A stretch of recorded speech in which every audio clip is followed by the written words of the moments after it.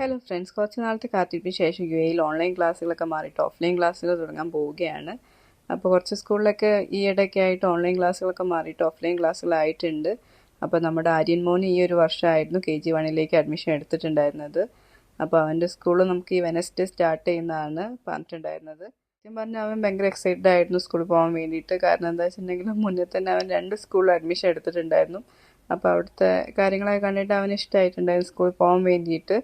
അങ്ങനെ ഇപ്പോൾ ഞങ്ങൾ അവന് സ്കൂളിലേക്ക് വിടാനുള്ള അറേഞ്ച്മെൻറ്റ്സും കാര്യങ്ങളൊക്കെ ചെയ്തുകൊണ്ടിരിക്കുകയാണ്. അപ്പോൾ ഈ വെനസ്ഡേ അവർക്ക് സ്കൂൾ തുറക്കുമെന്ന് വിചാരിക്കുന്നുണ്ട്.